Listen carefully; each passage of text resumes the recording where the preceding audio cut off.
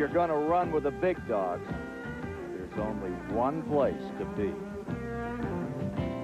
I'm going back to Daytona to hear those engines scream. I'm going back to Daytona to hear those engines scream. I can still hear the thunder of the stock car race. Cheers for the driver in first place. The harbor rides are making that the rolling sound. You can feel it thundering all over town. Going back to Daytona, going back to a dream.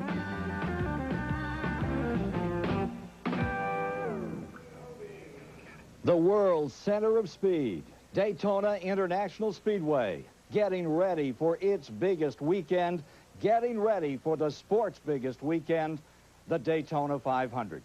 Hello, everybody. I'm Ken Squire, and it's 24 hours and counting to the commencement of the 38th annual Daytona 500. And on this program for CBS, we're going to be showing you how the field was composed, the Gatorade 125s from this past Thursday, and talking about the potential candidates to win this thing with my colleagues. Joining us for the first time, the 1980 winner of this race at the fastest speed ever, 177 miles an hour, Buddy Baker, and of course, Ned Jerry. So, let's talk about these 125s for just a moment, gentlemen. What do these 125s mean to the drivers? I think it means a lot. One time I was on the pole here, and I decided I would not run the 125s because the car was so dominant.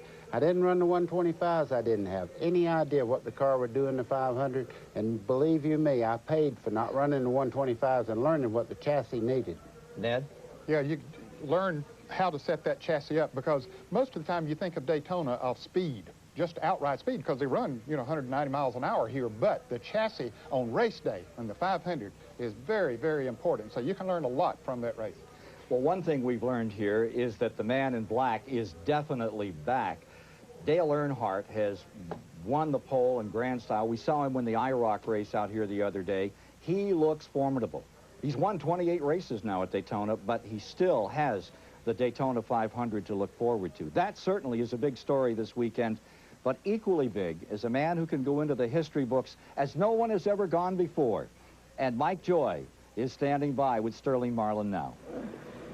Sunday, Sterling Marlin will try to do what's never been done before, win 3 consecutive Daytona 500s, but I don't see a whole lot of pressure around this team. Well, we're all pretty loose and relaxed. We're just going to do the same things we've done the past 2 years down here, and got the same car, same engine, same crew guys, and hey, we're down here to have a good time. This car has been fast all week, but are you still the fastest car here? I don't know. It's probably 3 or 4 cars that, are pretty equal to 3 in some of the Hendricks cars. A Yates car too, so it's just going to come down to who's in front when you need to make your run. And I think if we're in the lead and the car's handling good, we can pretty much dictate what's going to happen. And but if we get behind, get tight, get pushed, it's going to be kind of tough.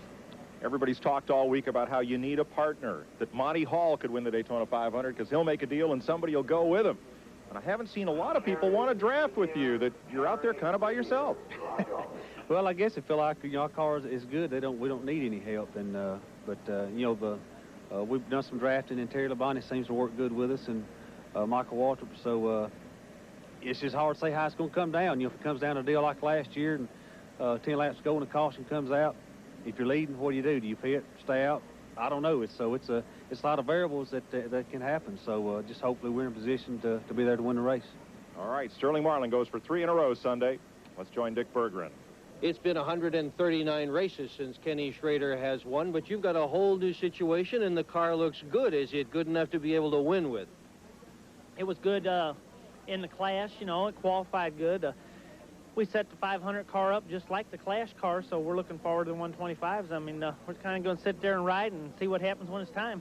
Whole new situation with your team, a new crew chief. Most of the players who had been with you are gone. You've got all new people with you now. How long does it take to get the communication in line so that you can be ready to win races? Well, most of the time, I think it takes quite a while in a situation like that, but a lot of us here have been doing this for a while. Phil Hammer, my crew chief, has been working with Ray for a couple years now, and we're going off Ray's outline and notes and setups and stuff. I've been to the racetracks before, so I don't think it's going to take near as long as like starting up a whole new team or something.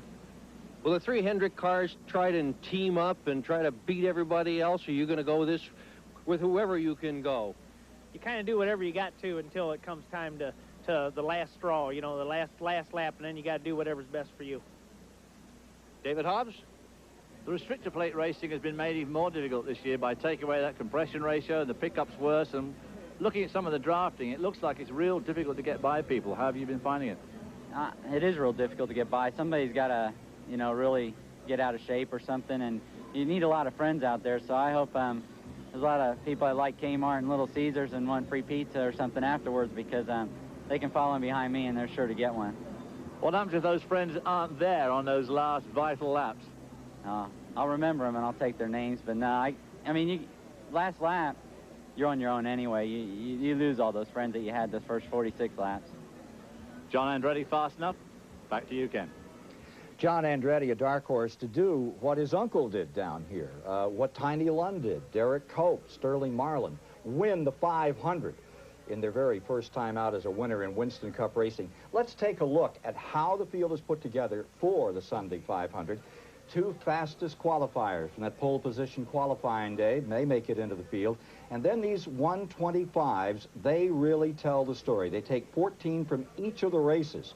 And then they go back to qualifying times for positions 31 to 38. There are 8 positions left for those who did have fast qualifying times that maybe had problems in the 125-mile qualifying races, so they can get in that way. And then there are 4 provisional spots for those who were in the top 40 in the car owner point standings at the end of 1995. And then there is 1 provisional for a former Winston Cup champion. And 1 former Winston Cup champion had to use that provisional to start 43rd. More on that before we're through. Okay, for the drivers, the 125s, what do you learn? What does it mean? Well, you learn one thing. You learn what the car is going to do in a long run. And you really, I mean, you get so much data from the 125s that you can use and apply for the 500. But you got to remember, there's people in the 125s that don't make the race on their speed when they qualify. Desperation time for them. They have to get in the top 14. Now, all week long, actually for the first time that I can ever recall at NASCAR, we saw 4 training periods stopped because the drafting got so intense. They were going 3, one time 4 wide into turn number 1 just in practice. You thought they were getting paid for it out there, Ned. Yeah, they were very aggressive. Of course, what they were trying to do was to see how their cars would work in the draft. I think it's more important this year than we've seen in a long time. NASCAR has mandated that the engines used in these cars, where they use restrictor plates, like here at Daytona and Talladega, that they only have 14-to-1 compression ratio engines. Reduced the horsepower about 50.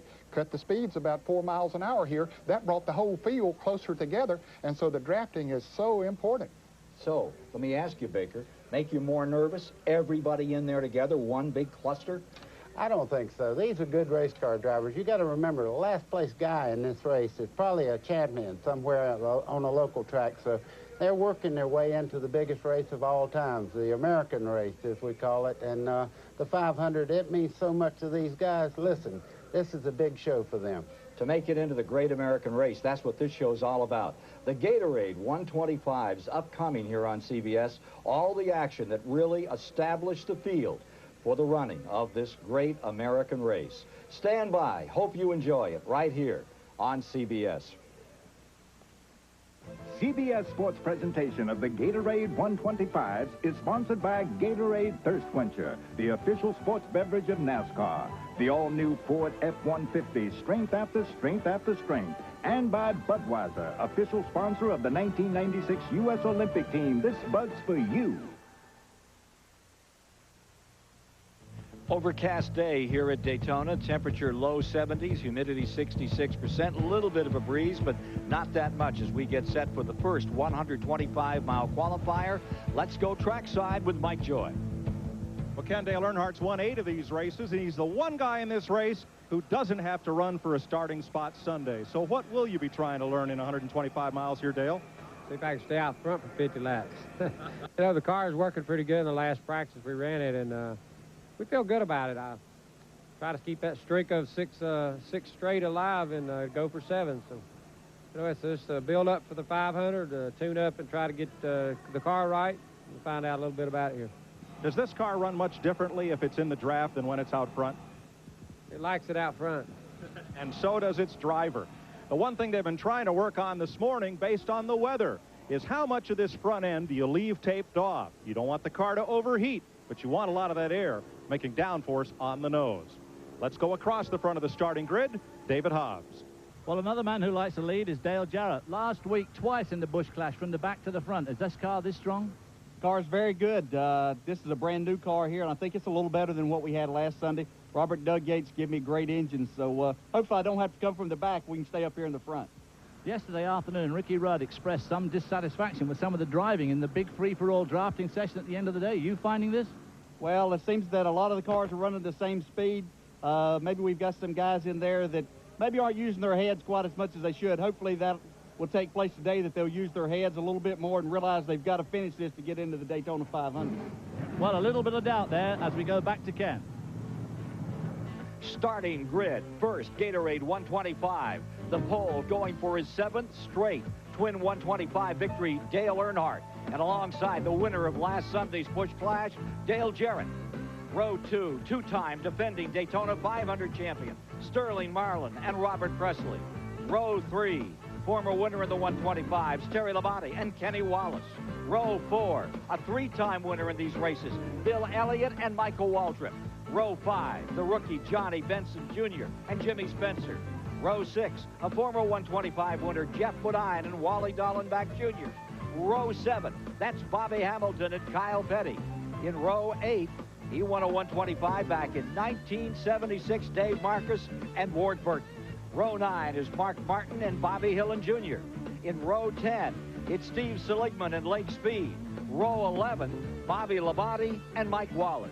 For row 12, a 5-time winner in these 125s, Darrell Waltrip and Hut Strickland. Row 13, Brett Bodine and Del McCowan. Getting ready for the first Gatorade 125 with 26 cars coming to the line. 14 drivers in each 125 transfer to Sunday's 500. Earn starting spots 3 through 30. Earnhardt already in the race, and Ernie Irvan, who lead them down in the second Gatorade 125. Spotters are already up on the roof, and they're going to get a workout today.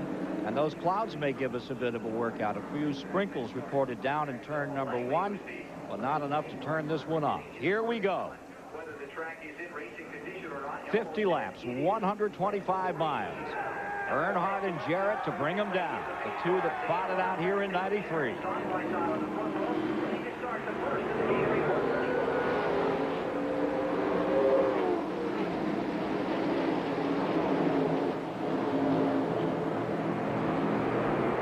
Ken Earnhardt got a great start. He always has a great transmission. When they take off, you see he's got about a 4-car length lead over Jarrett going down in the corner. Dale didn't have any help on the back bumper, and Sterling Marlin was right up there behind him. And you see Jarrett still out there by himself as Terry Labonte goes under him. Into third goes Labonte. Here comes Presley down to the bottom of that green and white number 33. Peeled away, and here comes Sterling Marlin to the bottom to try to lead this first lap. And here comes Terry Labonte. He's following Marlin right through there. Dale will try to get back to the bottom, but Robert Presley is right underneath him there. It looks like he made his spot right back in there. He's back in line again, Earnhardt is. 3 wide into the tri-oval as they come across with Marlin out in front, Labonte in second, Earnhardt in third. Then it's Kenny Wallace down to the bottom making his move in the number 81, that blue and yellow car. Presley in the middle, and Dale Jarrett falls back into their clutches. Top 3, single file, and they pussyfoot away from the rest of the field. Look at that bunch back there in 5th. Well, that's the way they were looking in practice here yesterday afternoon, and there were a lot of nervous people. Ned, look at this, 4 wide down the back straightaway. Somebody's going to have to give out of this group. Yeah, 3 wide's tough enough to go through these turns, let alone 4. They do get down to 3 wide back there in the pack. There's Bill Elliott in the 94 as they come down the home stretch. Tight running, but those front 3 are the story at the moment. I'll tell you who's making the move is that 43 car, Bobby Hamilton, down on the bottom. He found that hole and shot up through. Got himself about 6 spots. Front 3. Here's Here's how they're deployed. Marlin in first. There you see Texas Terry Labonte in second and Earnhardt riding third. Bobby Hamilton continuing to fly in that Pontiac. And Robert Presley continues to go back. He got caught in the middle and has not been able to get out of the middle. And that 71 car, Dave Marcus, who won a 125 back in 76, brand new sponsor, brand new outlook, and great engine. He's making a race out of this. And leading this pack is Kyle Petty. Everybody's wondering how the Pontiac's going to work in traffic. You can see it's doing quite well at the moment. Well, they've single filed in that second batch, and they're collecting the first three. Working lap number 4 of 50 in the first 125. Ken, Dale Jarrett is flying. He's catching the top 3 cars now. He's finally got single file, and he's moving back up on the first 3 cars. And that's exactly what he did in the Busch Clash. He came through a terror and came off that second turn and just closed him down. Take himself up through traffic. Here he is closing right back in on third place Earnhardt. The impressive part of this run is he really does not have any help. He moved up on those cars right by himself. Single file. Big freight train. The Daytona choo-choo through the tri-oval. 15 degrees and now headed down into turn number 1. And Jarrett's right back in this thing for Robert Yates. Dale Earnhardt ran a 47.73. That's the elapsed time around the track. Dale Jarrett ran a 47.47, about the speed that Earnhardt qualified at, but he was in the draft coming up on him. Makes a big difference. There you see that front group holding on to that 4th spot now. That looks like Jimmy Spencer making his in the 5th spot. Right behind him, that's Michael Waltrip. And there you see that number 9 car, Lake Speed, from 20th to 12th. He's pulled that off in 4 laps. The Melling car. He chose to re-qualify on the second day of qualifying, picked up his speed tremendously. However, he had to start behind those cars that had qualified on Saturday that stood on their time. And he is coming up through the field very well. And they were still fussing and fidgeting with that car this morning. They again changed rear springs, went softer on Lake Speed's number 9, and apparently it's made a big difference. There you see the front of the field working in lap 6. There are 9 cars in the lead draft now. There were just 3 about 2 laps ago. Jimmy Spencer back there in 5th, Michael Waltrip 6th, Wally Dallenbach and Bud Moore's car in 7th, Johnny Benson 8th, Ward Burton 9th, Kyle Petty, Lake Speed, Bill Elliott, all in that group. Closing her down, the top 12 coming around. 3 distinct packs of racing out here now. Take a look at them here. There's that first group. The second group there, that's Kyle Petty, and that group is actually moving in on the front group, so they're running very well. Kenny Wallace right there. Then you see Lake Speed. And there's that last group further back, led by Dave Marcus in the 15th spot. That's Marcus. Yeah, I think they've lost the draft of the lead group, so they're going to have to do their own drafting back there. Kyle Petty and his group is catching the front runners because they can pick up enough off the draft. Here's Jeff Bodine. That's the car number 7 down on the inside trying to pass his brother. The Bodine brothers running side by side. Brett Bodine had trouble earlier. Lost his car that he really intended to run this race with. Caught on fire coming to the tri-oval. Crash going into turn number 1. Backup car not looking too bad. The number 11 for Brett Bodine at the present time. Now there are 14 cars in the lead draft. And they're willing to sit on this one for a moment or two, right, buddy? Yeah, I was just looking at Johnny Benson. He's sitting back here in about 8th spot. He's just right in this group here. You see him next to the last car there in the front group, and he's running very well. I'm sure he's going to school right now and learning all the driving styles, doing a great job. Well, for the last 6 straight years, Earnhardt has taken them all to school in this 125. And from Mark Martin's camera, looking back, that's Mike Wallace just behind him. You see the cars moving. They're very soft on the front here. A long time ago, we used to think you had to really make the car too stiff, but you notice it's getting a lot of travel across the bumps through the corner. Martin in 16th spot. 6,800, I see. 195 was the top speed I noticed just a second ago. Going in the corner, it scrubs off down to about 187. Martin closing in on Dave Marcus. Marcus in 15th. There are the leaders another time. Sterling Marlin, who's had some success out here in the 125s. In dad won the most competitive one ever run back in, what, 73. 22 lead changes among 6 drivers in that one. Sterling would just as soon not have a race like that today, but he may have one just exactly like that. As you see Labonte staying right steady in second, Earnhardt in third, and they look like they're ready to deliver more when they need it. And Ken, some of these cars at the back of this draft are beginning to get a little bit racy. Bill Elliott made a move there, moved up a couple of positions. They have to be awfully careful because if they get side by side back there, they can lose the draft very easily. Ken, we were talking about 3 distinct groups. There's only 2 now. Kyle Petty has moved into the front group. As you notice here, there's no longer 3 big packs. There's only 2. Merlin, Labonte, Earnhardt, Jarrett, Spencer, the front 5. Michael Waltrip, 6. Dallenbach, Benson, Ward Burton, Kyle Petty. Kenny Wallace take you back to 11th. And look at Robert Presley. Pressing on the bottom here, this 2.5 mile Daytona International Speedway in the first Gatorade 125. Coming up tomorrow at noon Eastern, the 38th running of the great American race. It's the Daytona 500. Live flag-to-flag coverage. That's noon Eastern tomorrow on CBS. 13 to 50 laps completed this qualifier. Martin, Labonte, Earnhardt, Jarrett duking it out. This draft continuing back through Dallenbach and Benson. You see Wally Dallenbach here in the 15, just behind Michael Waltrip, going a great run right now. Come down here without a sponsor in the Bud Moore car and doing quite well in the 125 miler. And right in front of him, the 21, with Michael Waltrip getting the new assignment in that chair. What a job he's doing, staying right up there in the front 5, Ned. Of course, that's the Wood Brothers car, which has had a lot of success here. David Pearson, I guess the most notable race that he won here was in 1976 when he and Richard Petty crashed in the 500 coming off of turn 4 to get the checkered flag, and Pearson was able to nurse his car across the line. So the Wood Brothers, they're always contenders wherever they go. Back to 68 for Cale. AJ won for the lead. Back in the days of the maroon, white, and gold colors on that car. There's the front of the group. Kyle Petty battling with Kenny Wallace in the 81. And Bill Elliott in a Ford helping his Ford buddy Kenny Wallace go by on the outside. Here's the Pontiac of Bobby Hamilton going by Kyle Petty, and so will Lake Speed. Kyle got caught down on the inside, couldn't do anything about it. It's all back there in 10th position. Bill Elliott working on Kenny Wallace. Wallace had a great qualifying run with this brand new Winston Cup team and a brand new sponsor.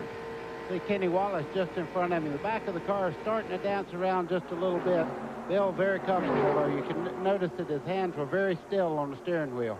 And still, it's stabilized up in front with Marlin, Labonte, Earnhardt, the front 3, Dale Jarrett just behind. Remember, he started in the front row, slipped back to 6th or 7th, come back to 4th. Looks like he has more to deliver before this one's over. Earnhardt looking at the inside. Yeah, he made a move going into turn 1 just a moment ago. He like he wanted to get on the inside of Labonte, couldn't quite pull it off. Labonte moved to the inside of the track and sort of cut him off.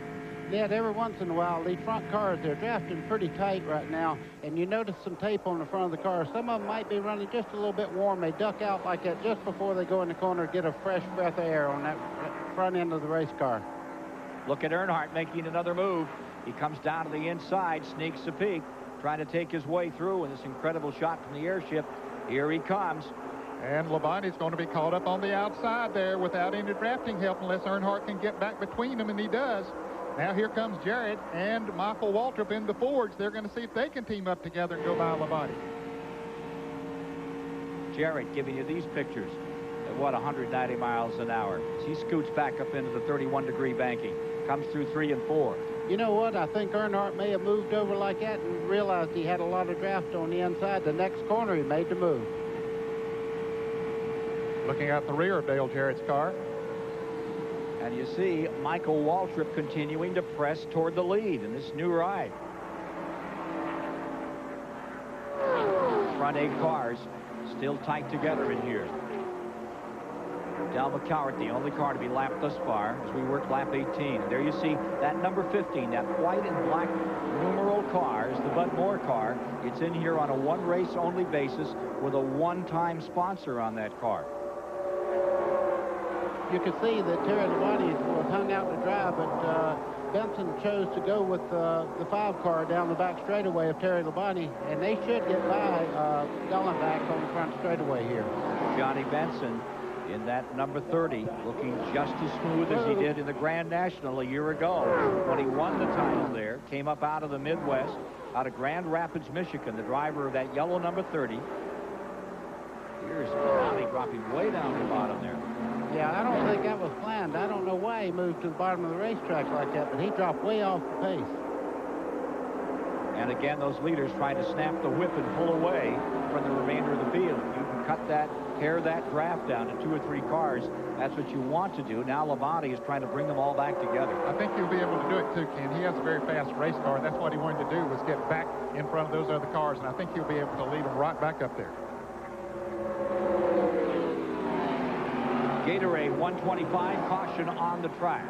Yellow is coming out. And we've got some sprinkles out here that are getting to be more like showers. So they're going to put the caution out. This is going to come at lap 19. It just went into the 20th lap as they put the yellow on the field. CBS Sports coverage of the Gatorade 125s will continue after this message and a word from your local station. The Bud 1 airship, Ariel of the King of Beers, is proud to provide you these beauty shots of the Daytona International Speedway today. In the 125s, great crowd out under cloudy conditions. I believe we're getting ready on a restart here shortly. Let's summarize again what went on in the pits. The back of the field came in, but the leaders stayed out here on the track and did not pit. Marlin, Earnhardt, Jarrett, Labonte, Michael Waltrip, Dallenbach, the front 6. Benson, 7th. Burton, Jimmy Spencer, Bill Elliott to 10th. Lake Speed, 11th. Kenny Wallace, 12th. Dave Marcus, 13th. Mike Wallace. Those guys, they stayed right out here on the track. Those that were outside of that group, they took advantage of the opportunity granted by that quick shower to see what they could do with their car to make it better. If Sterling Marlin had come in, the whole field would have come in. But since he didn't, the others had to stay out there and keep that track position. Gatorade 125 ready for resumption. Pace car is off the track. Sterling Marlin leads them down.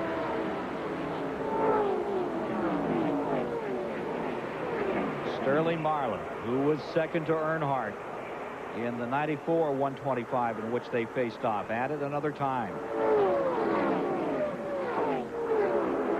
Look at Earnhardt come up on Sterling Marlin in the center part of the corner. He had a lot of run on him there, but as you see now, Sterling's starting to pull back a little bit.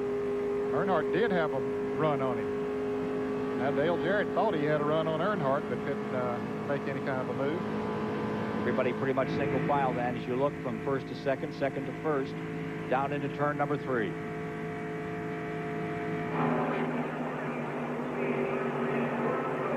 Coming around a complete lap number 24, one away from halfway in this 50 lap. 125-mile qualifier. Sterling Marlin to the line. Earnhardt in second. Jarrett tucked into third. Labonte there, and still making a great run. Michael Waltrip in that Wood Brothers car stays 5th in this field. Just behind him, Wally Dallenbach in the Bud Moore Ford stays in 6th. Johnny Benson in the yellow number 30 for Bahari Racing is 7th out here.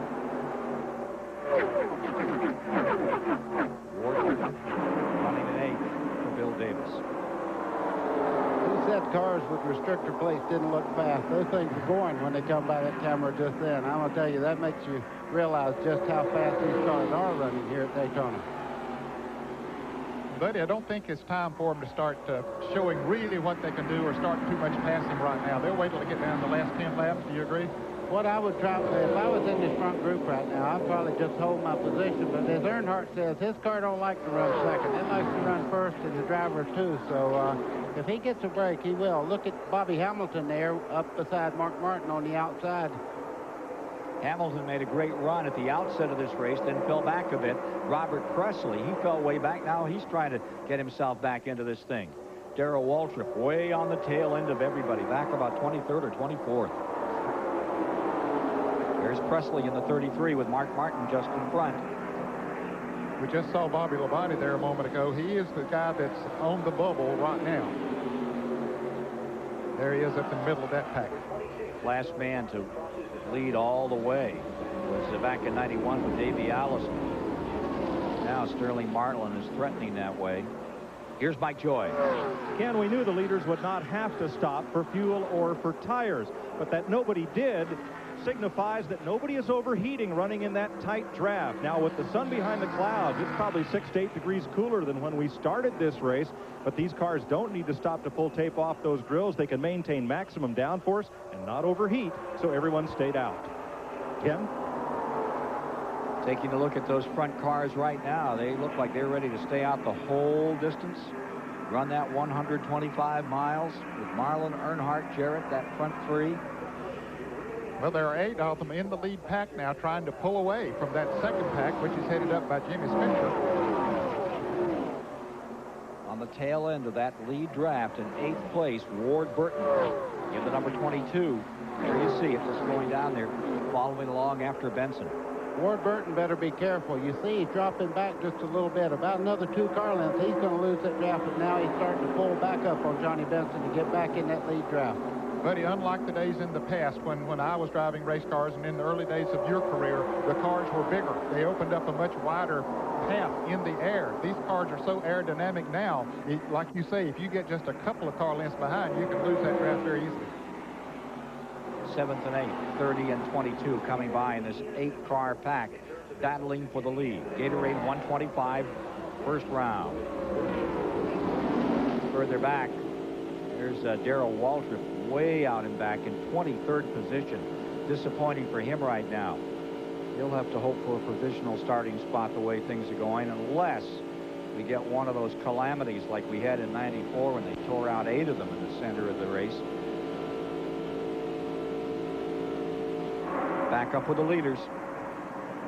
And the guy that's in trouble right now, one of them at least, there's several, but one of them is Kyle Petty. I don't think Kyle's speed was good enough to get him in this race unless something very dramatic happens. And Kyle has fallen all the way back to the rear of the pack, currently being shown in 24th position. Leaders coming back to the stripe another time. Guy on the bubble at the moment is Bobby Labonte in the 18 car. Here's Earnhardt going for the lead. There. Earnhardt pulls it back in front. And here comes Dale Jarrett right with him. It's the Dale and Dale show another time here at Daytona. Okay, now who's Terry Labonte going to go with? Is he going to go with his Chevrolet buddy? Is he going with Dale Jarrett, or is he going to try to pass both of them? Well, right now they're pretty much in line, but you see this great racing right here. There's racing all the way back. There goes Dale Jarrett into second place. Whoa, Terry Labonte drifts up a little bit. You see Mike Waltrip looking on the bottom side, but he does not have enough room to make that move. CBS Sports coverage of the Gatorade 125s will continue in a moment. Once again, Gatorade sponsoring the Front Runner Award program. Gatorade will award a $10,000 bonus to the leader of each Winston Cup race at the halfway point, and $50,000 to the Winston Cup point leader at the halfway point of the season.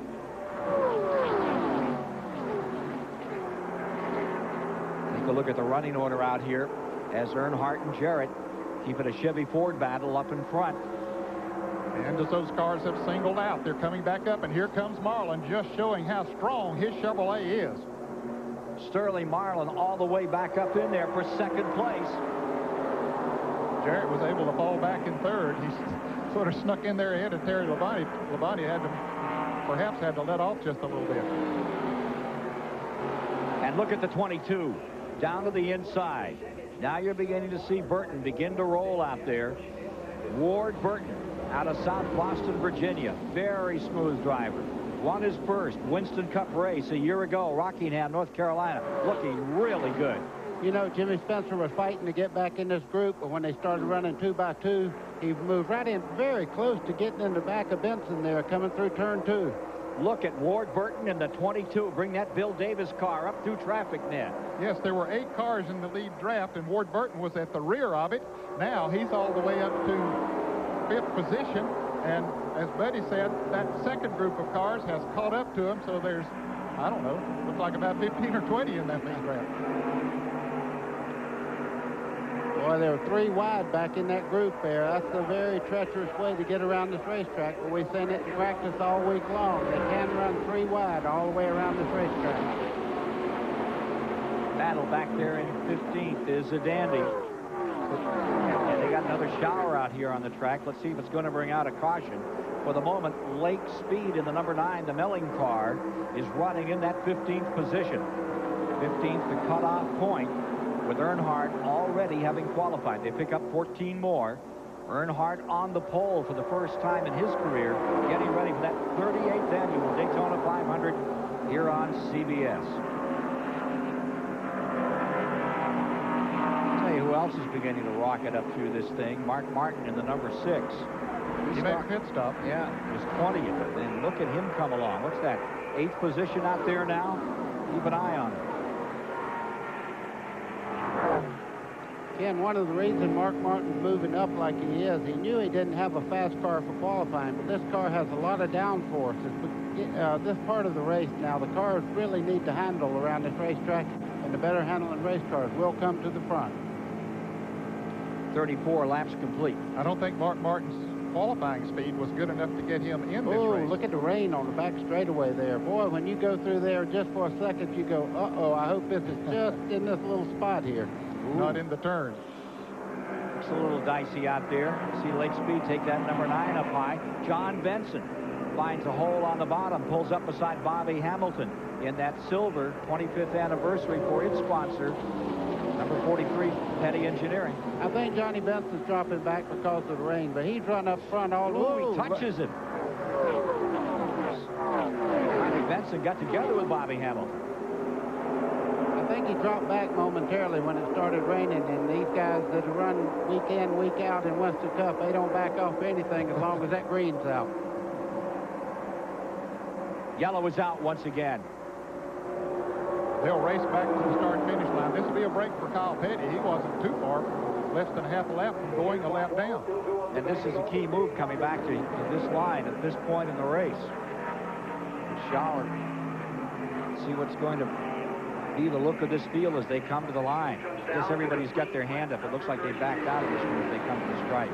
Yeah, these guys, they don't really race back to the flag as hard as they used to. It's much of a gentleman's agreement that they kind of stay in line when they come down towards the caution. There's always one that decides not to be a gentleman, however. You know how that goes.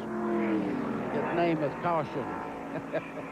Earnhardt, Marlon Jarrett, Terry Labonte staying right up here in front with Ward Burton. A little further back, Michael Waltrip right in there, Dallenbach, Martin, Jimmy Spencer, all having good runs. CBS Sports presentation of the Gatorade 125s is sponsored by Goodyear, #1 in tires. Texaco Haviland Formula 3 motor oil controls volatility and fights vaporization. And by Dynomax, performance exhaust systems engineered by Walker. Let's reset the field for you as they get ready on a restart. Earnhardt, Marlon Jarrett, Labonte running up in front with Ward Burton 5th. And Michael Waltrip in this thing, Dallenbach, Mark Martin having a good run. Jimmy Spencer all ready for a go. Everybody ready for a go here at Daytona. The car that was on the bubble in 15th place, Lake Speed. Now on pit road, he'll have to come from the rear of the field. Car number 9 getting ready on a restart here at Daytona. Second shower. It's still a little damp out here, but they're going to turn them loose. And when they do, you'll have Earnhardt in front. Sterling Marlin in second. Dale Jarrett in third. Terry Labonte is in fourth with Ward Burton 5th. Michael Waltrip 6th. Dallenbach 7th on this restart. This means that jumping up into the 15th spot will be car number 7, Jeff Bodine. Bodine will be on the bubble. There's Sterling Marlin's crew, and there you see Tony Glover, the mustachioed gentleman right there, who's on the radio to Sterling. He's been telling him to take a look at that number 3. And just be smart now. Use your head. You know where you can pass him. See number 9 catching up to the field.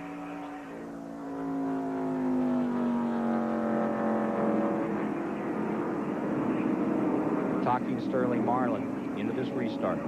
12 to go. Why don't you tell us where he's going to pass him? I said he knows where he's going to pass him. Chances of that are slim and none.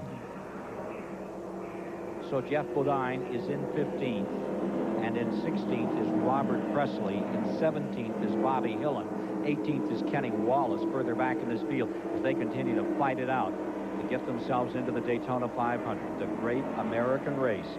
38th annual edition, flag to flag on CBS, Sunday, 12 noon Eastern. Restart of this Gatorade 125.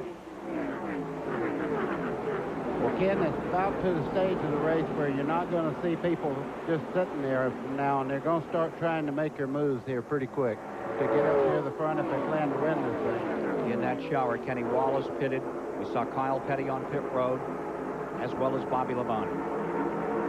Strategy here, gentlemen? Well, there is no strategy. What you have to do is try to position yourself with somebody that's very aggressive so you can make that move near the end of the race. Just put that pedal to the metal, as they say, and hope for the best. There they go, 3 wide into the turn. You see Mark Martin there looking underneath the 15 car there, going back. He's got a lot of race car, but I think right now he's real happy with the position he's in on the racetrack.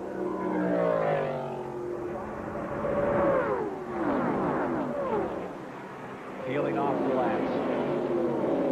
10 to go. Ken Earnhardt, 7th straight 125, 7 years in a row. He tried to roll a 7. Look at this battle further back. There's Robert Presley on the inside, Bodine on the outside. That's the battle for the bubble. That's the 15th spot.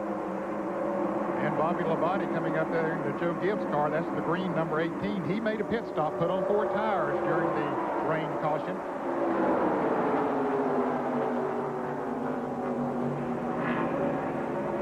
Some kind of running back there. You see the 11 car there, that's Brett Bodine. He needs to really run really hard right now because I don't think his time is fast enough to get in there. That's right. I don't think his speed would get him in the race. Yep.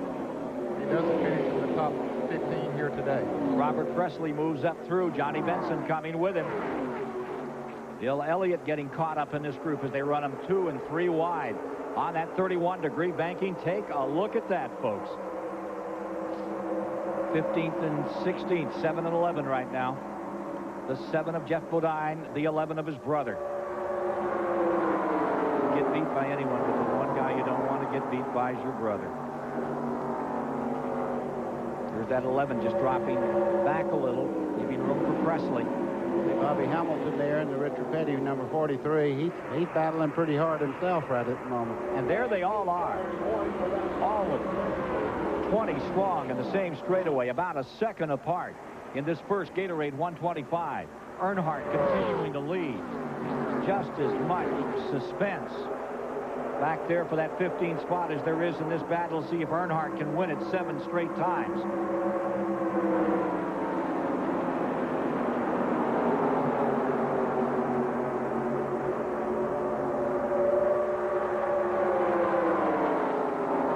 Dale Jarrett moving right up on the back bumper of Sterling Marlin there. He has a lot of race car. I think that a little bit of time he had to cool his tires a little bit, Ned. I think may have brought him right back in the fight here at the end. Before the caution came out, he was slipping just a little bit, but he seems to have stabilized now.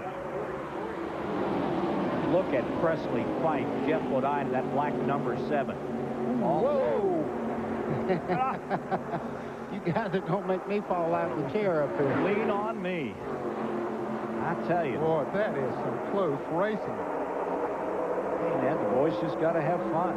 Yeah, they got to try to get in the Daytona 500. You see them weaving back and forth down the back straightaway, utilizing. And here's trouble.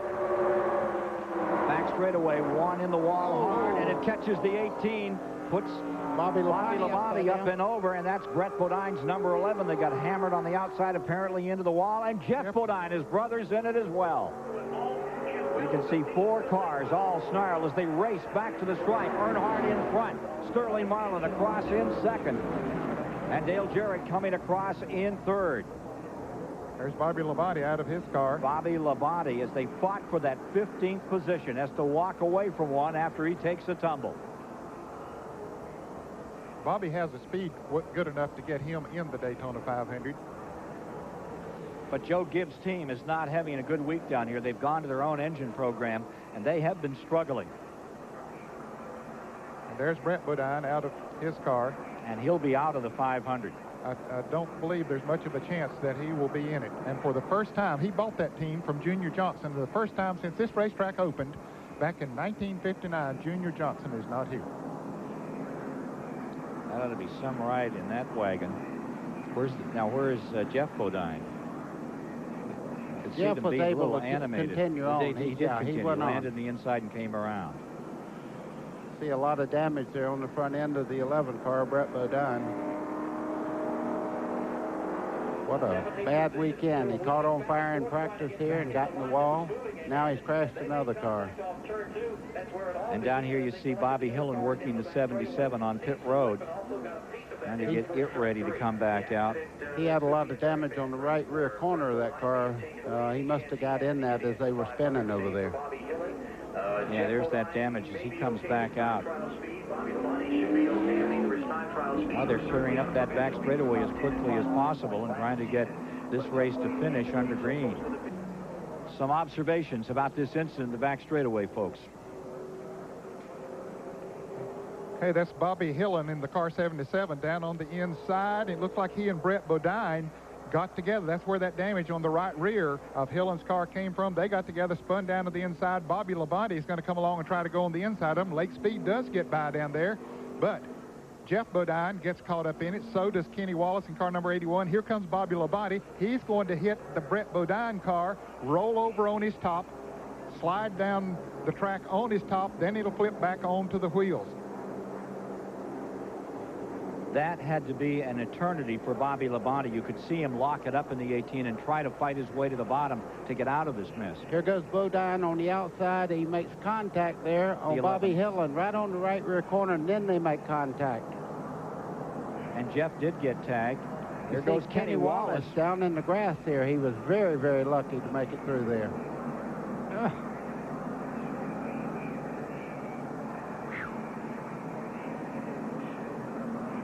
Yeah, Kenny Wallace just getting through, and Bobby Labonte. Now watch this.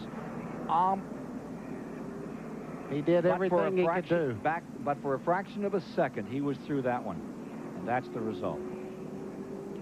You know, sometimes you can do everything right and get caught just like he did there. He could not hit the grass at 200 miles an hour and save the car, so he went as low on the racetrack as he possibly could, and they made contact on the back straightaway. Kenny Wallace car on pit road. Now, they had a good time, and look at the nose blunted on that car, and they'll make it into the race for sure. Here's Mike.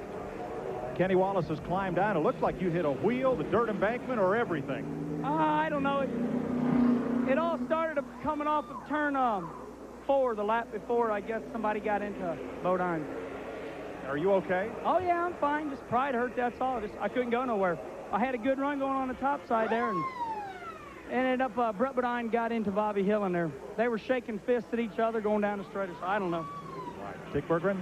Well, Jeff Bodine's crew is ready for him to come in. He's not going to have much time to do any work, but they've got the hammers out and they've got the sheet metal shears out. They're ready to put some new tires on it. They also want to reset the roof flaps. But they keep looking down pit road. Here comes the car finally. Jeff Bodine is in.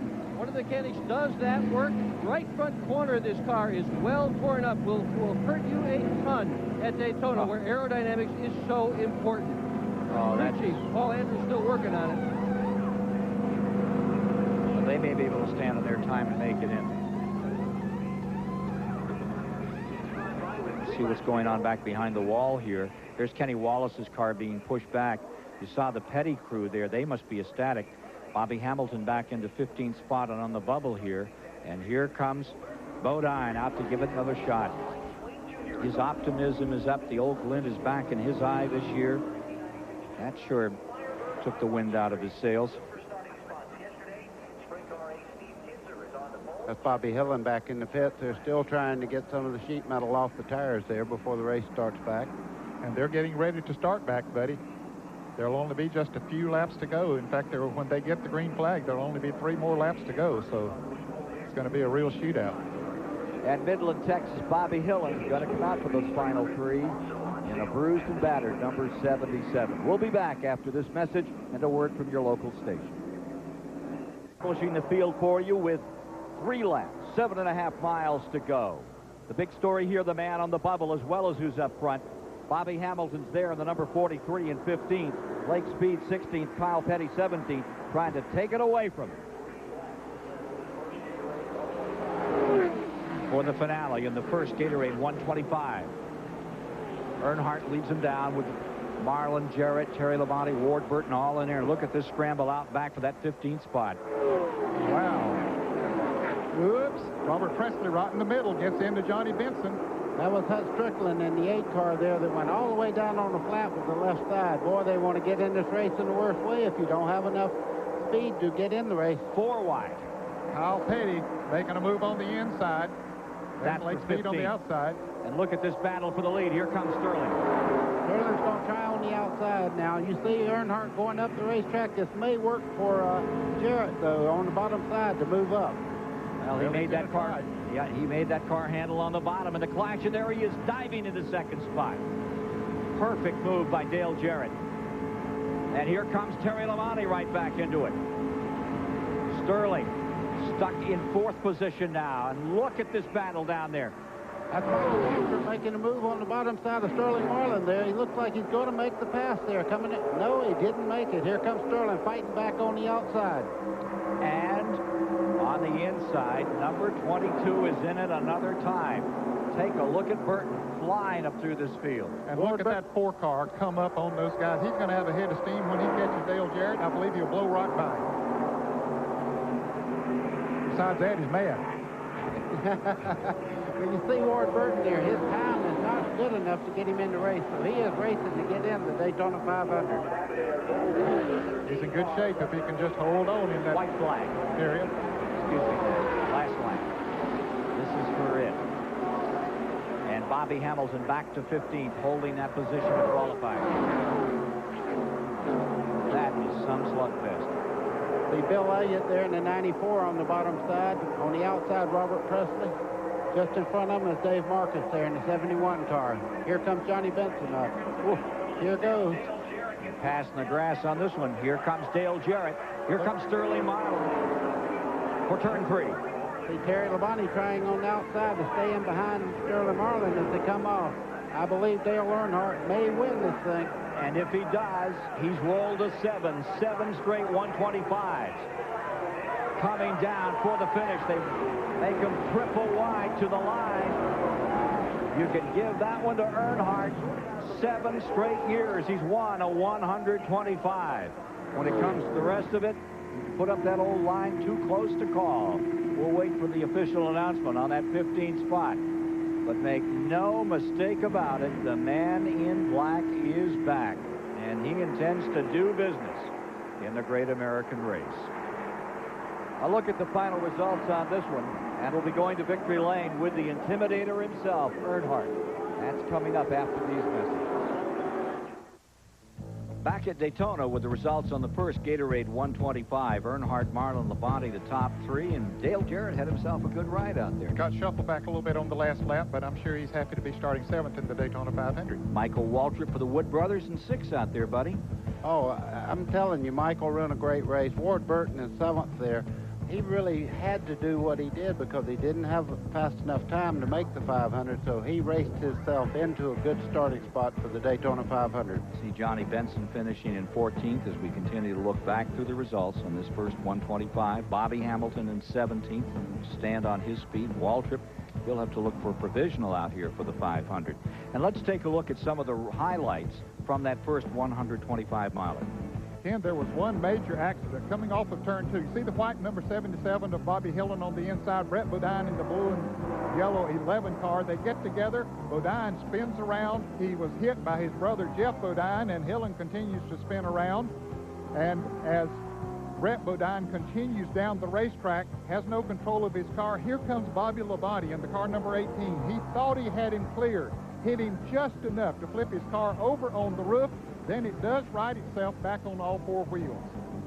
Bobby Labonte's car dug in pretty hard, rang his bell, but all the drivers walked away from this, and on speed, Bobby Labonte's in the race, as is Brett Bodine. Now look at this pass for the lead.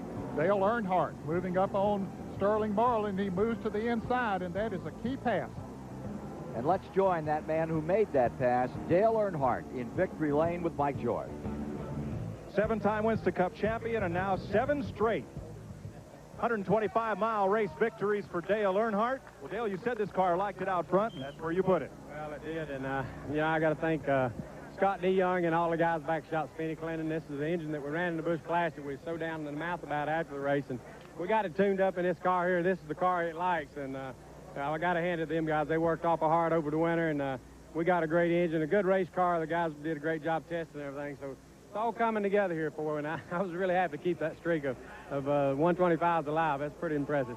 Looked like everybody clotheslined Sterling. When he made his move, everybody went with you. Well, it was a race of heads there at the end. It was just ever who's going to work with who. Sterling's car was awful strong, and I think he had the car to beat. It's just, you know, we got back in front, and then we shook him out of the draft with the cars racing him, so we were fortunate they got to racing each other. We wouldn't have won it, but Sterling would have won it. Congratulations. Thank you. In 37 years, you can count on one hand the guys who have launched themselves from the 125 to win the 500. The last man to do it did it just a year ago, and he's standing by with Dick Berggren right now. Here's Sterling Marlin. Sterling Marlin is in the gas pump area. Sterling second. Is it okay to finish second in these 125s when the car is still in one piece? I guess it is. We like to win the race, and the car worked off good early, and it worked all good the whole time. And they got under me, shoved me back, and we just never could get a run at Dale like we needed. You get to him, and he'd make a back end real wide. But we got the best motor in the truck waiting on Sunday, and we should be in good shape. Car drove awful good, and that's what we need. What do you think about Sunday? Well, we're just going to keep our fingers crossed. Like today's really encouraging. The car run 50 laps, and the chassis never changed, drove awful good. And like I said, we got the best stuff laid in the truck, so we'll see what happens. Ken Squire? Speaking of what's happening, take a look right here at what CBS has planned this year for NASCAR racing.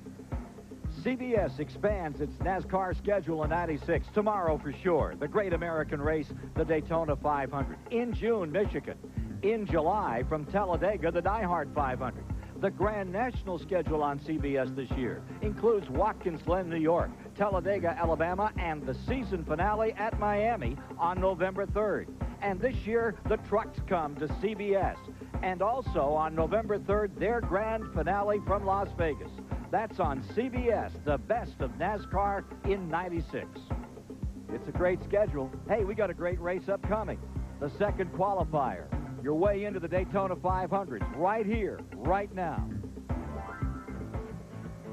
Starting grid for the second Gatorade 125. The pole, the comeback kid, Ernie Irvan at number 28. And the dark horse, Jeremy Mayfield, number 98. Row 2, defending Winston Cup champion, Jeff Gordon and Rick Mast. Row 3, twice a winner in the 125s, Ken Schrader. And last week's winner of the ARCA 200 here, Jeff Purvis. Row 4 is Jeff Burton and John Andretti. Row 5, Joe Nemechek and Loy Allen Jr. Row 6 is Morgan Shepherd and Ricky Rudd. Row 7, twice a runner-up in the 125s, Rusty Wallace and Steve Grissom. Row 8 is Chad Little and Derek Koch. Row 9, Ted Musgrave and Joe Ruttman. For Row 10, it's Jim Bound and Elton Sawyer. Row 11, last year's Rookie of the Year, Ricky Craven and Chuck Bound. Row 12 is Dick Trickle and Jim Sauter. And out back will be Tracy Leslie.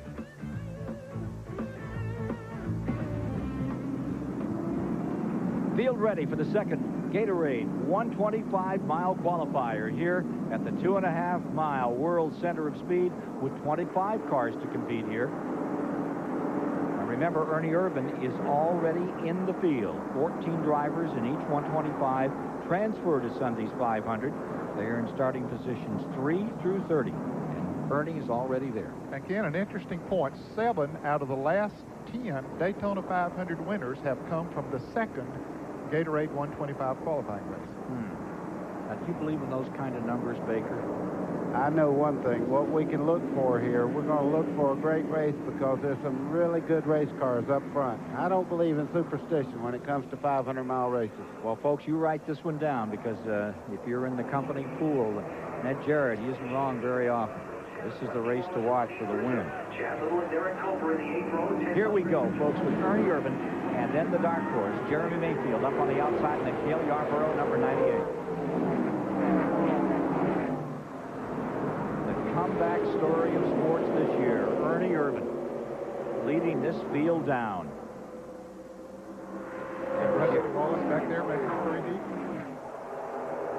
getting racy real early. Rusty Wallace in the number 2. Here's Jeff Gordon trying to make a move early. He's right on. You see him pulling high gear as they start down the back straightaway there. You see him coming down. He's looking under the 28. Not enough room to make that pass. Rick Mast gets a ride and pulls up through. Jeremy Mayfield hung out to dry. Slipping back. Jeff Purvis in the car number 44 caught in the middle there. This car was a little loose.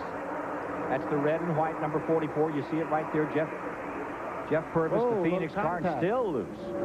Yeah, that's not a good place to be.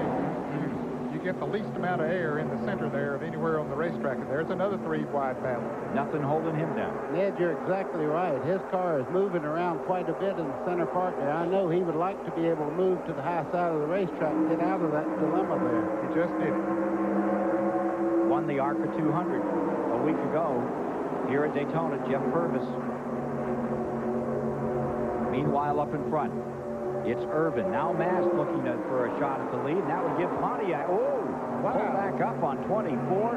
And Jeff Gordon, he had his heart in his throat for a second. Could it be team cars working together? You see Jeff Gordon there in the 24 and Kenny Schrader in 25. They seem to be drafting right along, trying to catch up on Ernie Irvin. They got a tremendous run of steam going into turn 3. In fact, Jeff Gordon almost ran over Rick Mast. He had to make an evasive move to keep from hitting him. He was going so fast. And that Pontiac number 1, Rick Mast, falls back now. Irvin stays first, Gordon second, Schrader third, Mayfield in the 98, hanging right onto this thing. Look at Schrader.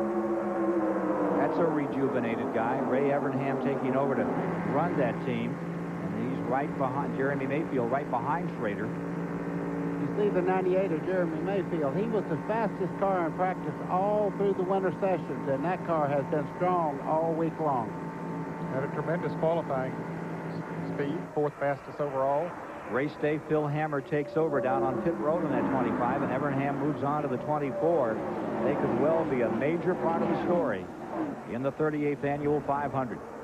CBS Sports coverage of the Gatorade 125s will continue in a moment. The Bud 1 airship and its Eye in the Sky camera proud to provide you these pictures from more than 1,000 feet above the Speedway. Well, Ernie Irvin's really pulling them around here very fast right at the moment. You see back in the pack here, they're side by side. That's Loy Allen Jr. in the 19 there trying to get back in, but he's caught in the middle just as we saw a car earlier in the race. This is Elton Sawyer in the 27 moving up. Now, he had a good qualifying speed. He qualified on the second day of qualifying, which was on Monday, but he borrowed or rented an engine from Cale Yarborough, and he is moving right on up through there. It's Elton Sawyer we're talking about in the car number 27. And that car on the outside, number 80, Joe Rutland, almost ran over the top of Loy Allen there for a moment as they came into 4. Yeah, Joe Rutland told me before the race today, he said, I don't have any choice. I have to run the race of my life to get in because my speed isn't fast enough to get in on its own. Yeah, he qualified just over 181 miles an hour, and that won't get you in the Daytona 500. Further back in this pack, look at Rusty Wallace getting sorted out in car number 2. He's had a second place here, being shown in 19th at the moment and trying to come up. Right in front of him, Joe Nemechek in the 87.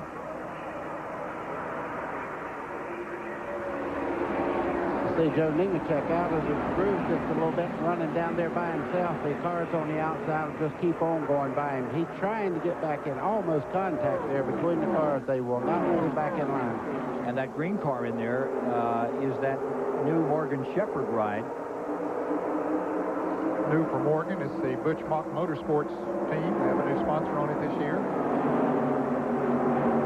See how far back the car number 1 of Rick Mast fell when he was running in second place, and got shuffled back out of the lead draft and went all the way near to the back. The 63 car you see there, that's Dick Trickle. They did not get to practice all winter long or anything, and they really made this car very competitive in 1 week's time down here. You see him moving right along here. He has to also run a race of his life to get in on time also.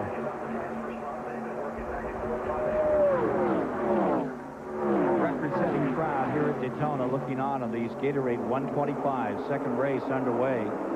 Here are the leaders. As you watch Urban out in front, Gordon in second, Schrader is third, Jeremy Mayfield maintaining fourth, and John Andretti beginning to show some power. The Granifus Haas car, that Ford is beginning to ramble. Andretti up into fifth. Ernie Irvan is still pulling that train around here faster than the qualifying speed for the Daytona 500. Ward Burton's brother Jeff is now in the sixth position in this race.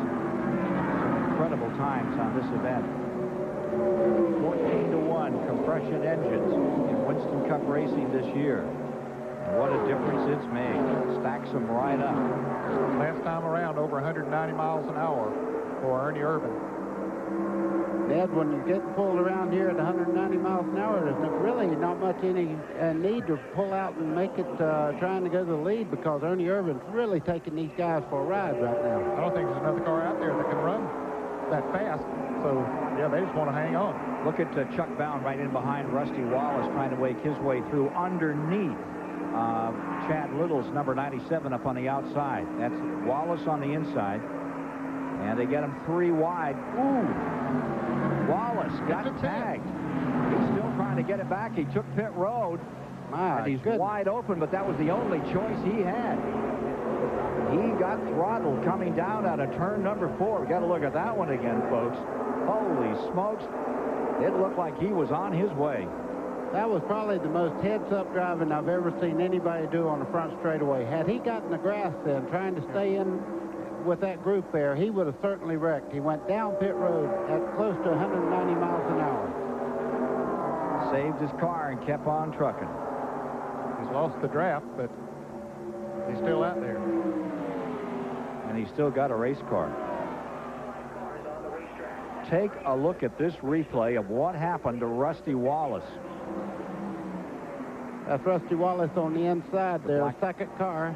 Joe Ruttman, I think, is it? Oh, he got tagged in the back there. Bound. There's Ruttman's car next to Bound. Wow. You're right, buddy. That was a great piece of driving. Heads-up driving by Rusty Wallace. Dick Bergman. Don Miller, Rusty Wallace's team manager, says the car is just fine, but I'll tell you, he was hanging on to his cart when he watched that car come down pit road. He says, now we just got to tell him to calm down and take it easy.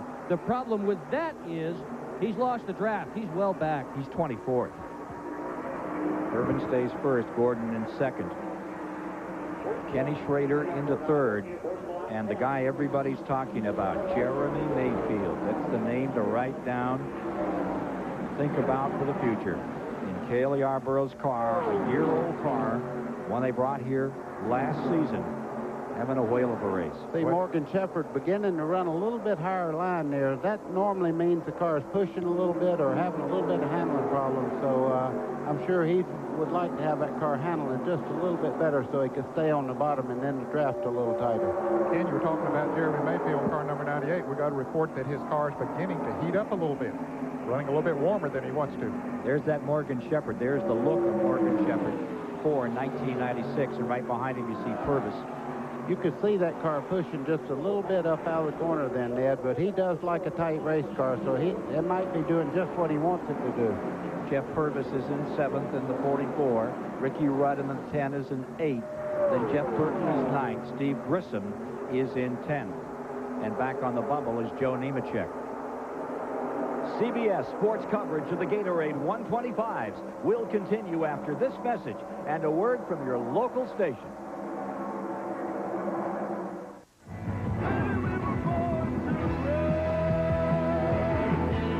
A year ago, Sterling Marlin made the run past Dale Earnhardt for a trip to Victory Lane. Now Marlin makes a run at history, looking to become the first driver to win 3 consecutive Daytona 500s. Tomorrow, live flag-to-flag coverage of the great American race, the Daytona 500.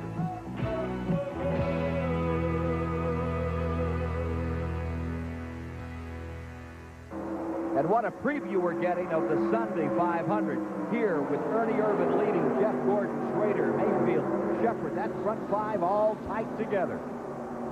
Well, Morgan Shepherd's given that car a good ride. He is now running in 5th place, and I mean, he has not given up any ground whatsoever. Just a little bit higher, but you see he's able to pull that car right down on the white line when he needs to. So he's just letting the car free through the corner, saving those tires for that last little bit of run.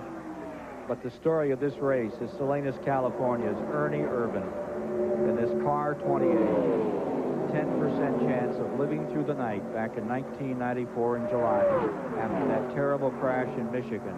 And here he is back looking in championship form here, holding Gordon. Gordon taking a look on the inside. It's a Ford-Chevy battle up in front of the second Gatorade 125 and Ken Schrader, who just had the most miserable year last year, back up there in 3rd and looking very strong right now and giving us these pictures of the leaders, Ned. Ned, who would you say he's pulling for right now? Ray Evernham works on both these cars. He's overseer on both cars to make sure they're as good as they possibly can be. Who would you say he's pulling for at this moment? I think he's pulling for both of them. Of course, he's still the crew chief on the 24, so he's with him all the time at the racetracks and on pit road. And there's Jeremy Mayfield hanging it right in there. Tony Furr, the crew chief on this car. That's just a basic old race car. Nothing fancy. They just get it done. Reminds you a lot of the old Junior Johnson combination.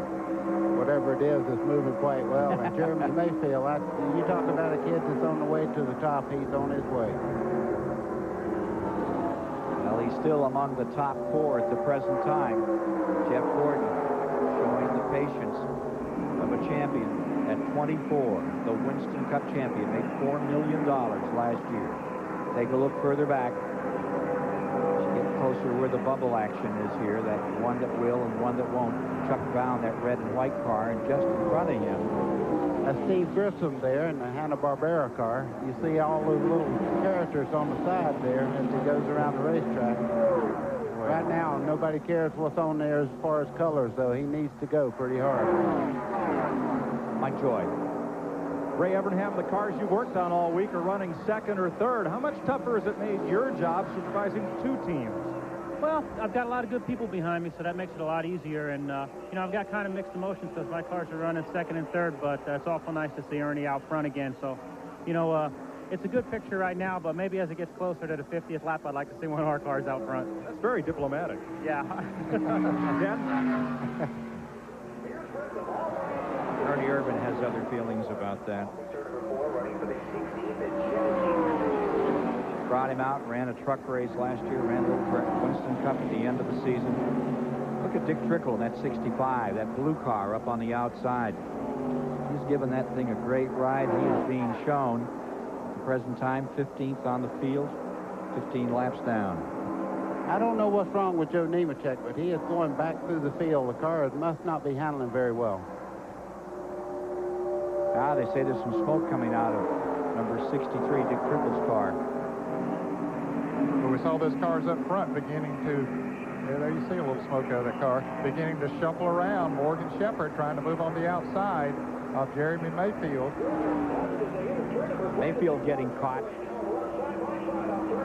About 3 laps ago, Jeff Purvis pulled out and tried to make a pass on Morgan Shepherd. It didn't work for Jeff. You see him way back at the back of this group of cars. He almost lost the draft. Mayfield sidetracked, and the train stays up on that top line. Well, John Andretti moving in there, the back car there. That's how the draft really works here. And watch him just come right on by Jeremy Mayfield, who was very comfortable in 4th and just got caught out a little bit and just moved right to the back of that pack. There's Jeff Gordon riding with him right on the back bumper of Ernie Irvan. You can see by the twitch in the back of the 28 car there that Ernie Irvan's not on a Sunday day roll around here. He's having to work pretty hard. That car is moving around just a little bit. I would suspect that right now all the guys are really going to school as to what they need for the 500, but still winning the 125 is very prestigious. Here comes Schrader to the outside. For 2nd spot, teammates side by side. Boy, the last time they were like that coming out of turn 2 that we remember, Talladega, remember that incident? Now, Jeff needs to fall in behind him, but he didn't. He's going to try to pass him back. If those teammates, like they did in the Busch Clash, they got to racing each other, and it cost them. Cost Schrader big at Talladega. end over end, side over side 12 times, but this time he's there getting some help from Shepard. Ned, I believe the upper groove is faster than right around the base of the racetrack right now. That worked for Dale Jarrett in the Busch Clash, and a lot of these guys that are going to the outside are just blowing by. And boy, look at Jeff Gordon is going backwards. Look at those cars go by him on the outside. He's caught down there and can't do a thing in the world about it. There goes Jeff Burton by. Jeff Gordon will end up in the back of this pack. And now look at Gordon come back. On that corner, he tries to pick up a couple of spots. The 57 there is Jim Bound. He struggled really all week long with this car, and it's just not up to speed. He's going a lap down to the lead cars. 3 wide for that 15th position. There you see the 63 Trickle. Musgrave is in there. Loy Allen, Chuck Bound, Jim Bound's brother in that 95 up on the outside. This is the war to make it into the race. A lot of them are going to go back on the trailer when this is over and start a very lonely ride home. Boy, Dick Trickle just passed Ted Musgrave. I mean, that's quite a feat. That's one of Jack Roush's cars, and Trickle's put this race team together in about a week here, and he's right up there moving on. 15th is at 19, Loy Allen, and 16th is 95, Chuck Bound, as they continue that war. Even across to make it into the race. Apparently that little smoke we saw from Dick Trickle's car is not affecting the running of it. He's still out there going strong. Let's go to Dick Berggren. Well, Troy Selberg, who is crew chief for Morgan Shepherd in the 75 car, has been making trips down pit road. Right next door is the number 10. Ross Friesinger is the pit road captain. And what Selberg is trying to persuade Friesinger to do is to tell his driver to tuck in. The two of them want to go to the front. And they have made some very staunch progress. They are now running 3rd and 4th, and they are running as a team. It's the look of Sunday's 500. Irvin, Schrader, Shepard, Rudd, Burton, plus Andretti, Mayfield, and Gordon. You can throw a hanky over them. You don't ever drop your guard here at Daytona. You come here for the speed. 195 mile an hour plus. It's intimidating. That's my kind of race. That's the kind of race I like. I've won here. I've lost here. Had so many memories. You know, you just get too comfortable with it, it'll bite you in a minute. The track demands respect. Busch Beer is proud to bring you the great tracks of NASCAR, now featuring the Daytona International Speedway. It's the track. CBS Sports presentation of the Gatorade 125s is sponsored by Gatorade Thirst Quencher, the official sports beverage of NASCAR. The all-new Ford F-150, strength after strength after strength, and by Busch Beer, now featuring the Daytona International Speedway collector can. Here at the world's center of speed, we're heading for another typical Daytona finish. Gordon peeking down to the inside, looking under Andretti. Trying to pick one back, going to get it. His car really comes off that second turn down on the inside, Gordon's does, but then the others have some momentum up on that outside, so they just motor right back up by. Rutland goes a lap down to number 80. Irvin stays in the lead, Schrader coming after him. Schrader's car is able to run right on the white line. That may be a factor later on. I noticed Ernie Irvin's car is beginning to come off the bottom of the racetrack, maybe a half a car length or so. But he slowed down almost a second from what they were running about 15 laps ago when they were running faster than the pole speed. He was running, he turned some laps at 47.32 and 33. Now he's down to 48. Here comes Schrader on the inside. He's taking a look. I don't know whether he has the momentum to pull up, though. He does not at the moment. Shepard 3rd, Rudd 4th, Jeff Burton 5th. There's John Andretti 6th as you look out from Ken Schrader's view at the guy leading this race.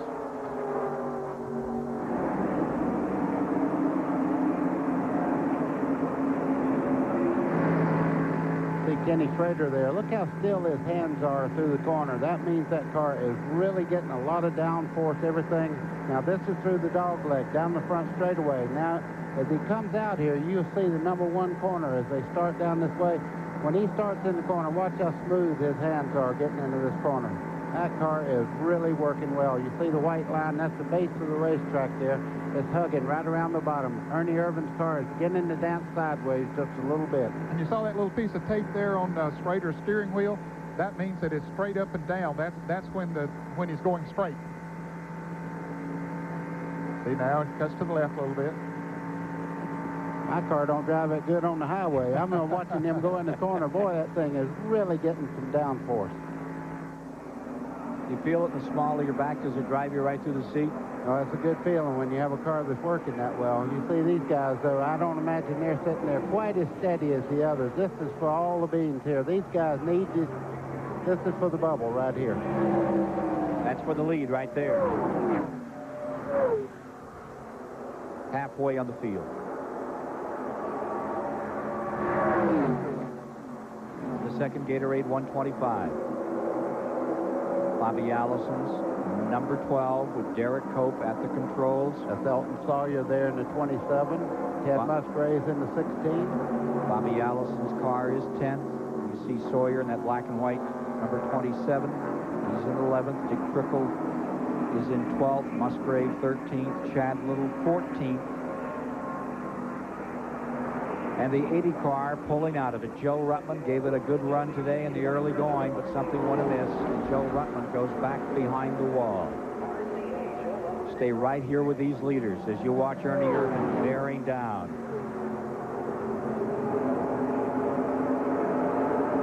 Yeah, just watching what they're going through right now, I think that Morgan Shepherd may have the car to beat. He looks very, very good, as does Schrader. So when this thing shakes out, I would look for these cars. If they don't make a bad move and get out of position, these cars are really running well. We're just past the halfway mark. But the man to beat right now is Ernie Irvin, and the largest crowd we have ever seen here for the Gatorade 125 is going to erupt if he pulls this off and can stay in front, fend off Schrader, Shepherd, Rudd, Andretti, and the rest of this field. Just past halfway in the second Gatorade 125. Here's how they ramble. Irvin out in front. The man back on the 15th position, holding on to the bubble, is Spokane, Washington's Chad Little, and they're flying.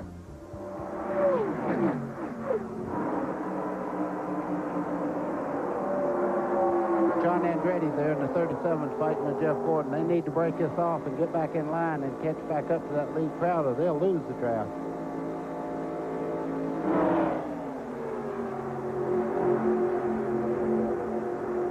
The 99 of Jeff Burton in Woodland.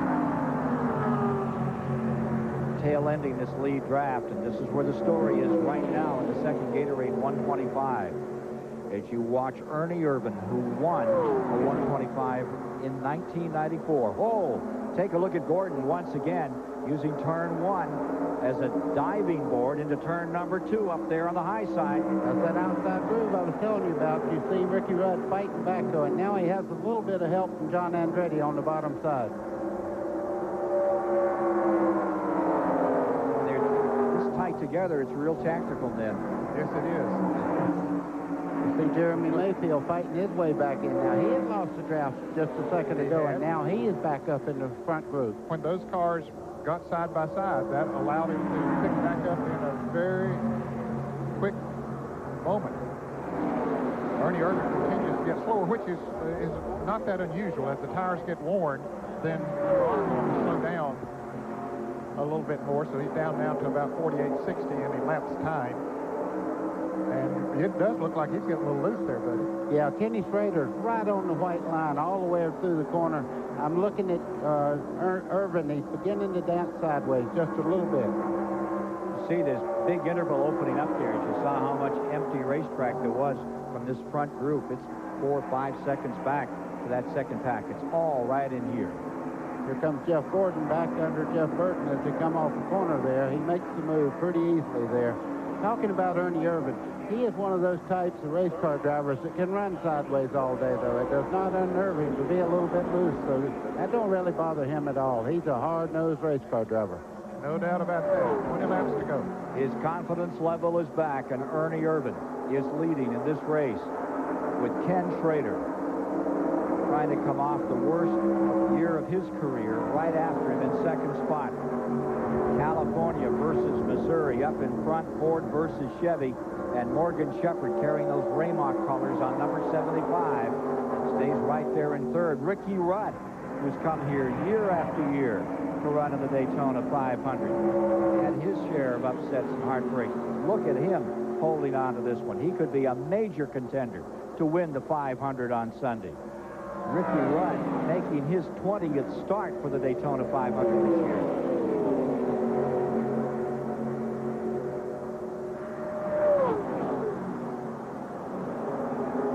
I'll tell you one thing, at this speed, they all seem to be able to handle the bottom, and they can all work the top. Remember how you used to fight to get down there to the white line, buddy? Well, a long time ago, if you got down on that white line, you was coming in, because the cars didn't stay on the bottom very well at all. They'd slide about 3 lanes wide across through here. These cars are handling quite well. They have a lot of rear spoiler on them, a lot of downforce. You can see every one of these cars. They look like they're in just an absolute line there. They all handle pretty much the same. What's going to make the difference in the 500? I think the race will be won in the corner, and what I'm seeing right now, Ernie Irvin's doing quite well down. He's just running his race right now, and if he slows the pace down, they seem to slow down with him. So that's always a sign of a very strong race car when everybody else plays off of you. I think handling will be the key on Sunday. You got to have a good motor, no doubt about that. But handling, the more you run on this racetrack, the slicker it's going to get, and then certainly 500 miles on Sunday, you better have a good chassis. Mike Joy. And Ned, I think health may be even a bigger key. Like Sterling Marlin in the first race, Jeff Gordon is now a victim of his own success. Ray Evernham complained that 3 times Gordon has pulled out to pass. Nobody will work with him. Nobody else wants that car up at the front. Ken? Good point, Mike. Take a look at this 98 Jeremy Mayfield. I am so impressed with that kid. Just keeps on coming on. Kenny Schrader just made a look on the outside there as they come through the dog leg. I think right now he's probably sizing him up to see where he has a weakness for later on if they come down to the white flag lap. Where can I pass him? That's what they're looking for right now. CBS Sports coverage of the Gatorade 125s will continue after this message and a word from your local station. 16 laps to the finish with Irvin, Schrader, Shepard, Rudd, Andretti running up in front. Further back in the field, the guy currently on the bubble in that 15th position is Steve Grissom from Gadsden, Alabama. The Budweiser blimp is joining us today over Daytona. Bud 1 travels the country as the Ariel 1 ambassador for Anheuser-Busch. And look at this battle for 5th. Andretti, number 37 there. Gordon, number 24. Here comes Mayfield again. Pretty impressive, Ken. He doesn't have a drafting partner. He went by Jeff Gordon, now trying to go by John Andretti, but can he make it stick? I think he's pretty much at the mercy of the court there right now, because it looks like Jeff Gordon's going to get right up on the back bumper there and push him by. Yeah, he had some momentum, which carried him up there, but it isn't going to last. They're going to go right back down. And while they were doing that, the leaders, the 4 leaders, were able to pull away just a little bit. My kingdom for a dancing partner with Jeremy Mayfield there. Yeah, you can count your friends on the racetrack with 10 laps to go on your thumb.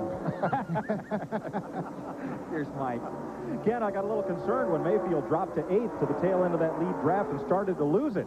But crew chief Tony First said he's just going back to cool the car and gather things up. He said he'll be fine. He'll get back to the front. He's doing just that, Ken. He's got Jeff Burton back there with him now. Maybe they can work something out. I wonder if those 2 crew chiefs are talking.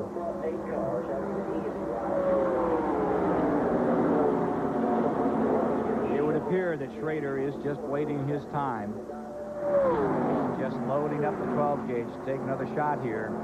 I guess we should say that about Morgan Shepherd with his new sponsor. Here he comes in that 3rd spot, and they've just stayed there for the last 15 laps.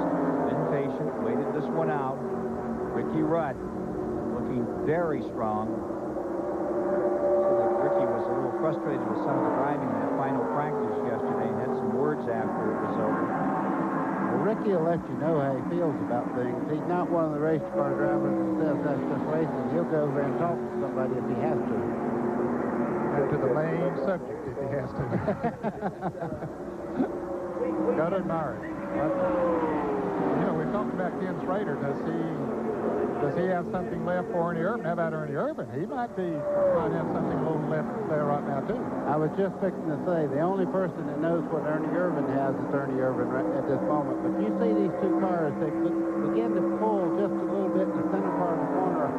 I don't know whether Morgan Shepherd's letting them do this, but it looks like they might have a little bit more gusto in the center part of the corner of the straightaway. Dick Berggren.